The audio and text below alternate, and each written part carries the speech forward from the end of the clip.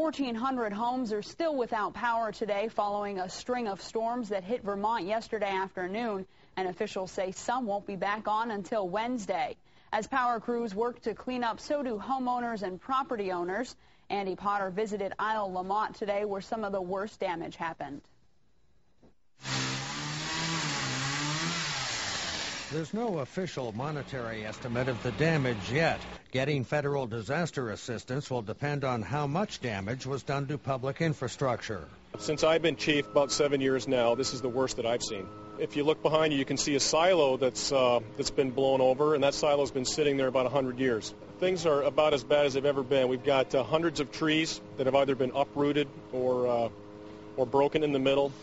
We've got a house that's split right in two. The house on West Shore Road was cut in half. The owner considers the house a total loss. We were told that most property owners had insurance. They also have help from the Red Cross. We're prepared with volunteers from 5 counties. Red Cross volunteers responding from 5 counties will be providing food and water and shelter if it's needed for the next 24, 48 hours or beyond. The power was out for 1,500 customers of the Vermont Electric Cooperative, including the Fletcher area in Franklin County and Belvedere in Lamoille County. The utility says as a public entity, its damage can be added to the tally of damage to public infrastructure that qualifies for federal aid. The bad news is that some co-op customers won't have power for several more days. A number of the municipalities have loaned crews to us. So we've doubled our workforce.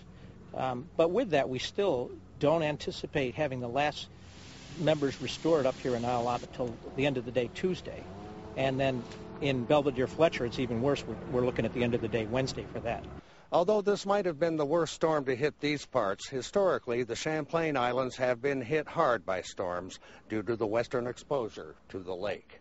The silver lining is that none of the buildings here were hurt. Several of them are historic buildings, and no people were hurt. But all you had to do was look around to see that there was plenty of damage to private property and public infrastructure. Everyone here says the mess will take weeks to clean up. Andy Potter, Channel 3 News, Isle La Motte.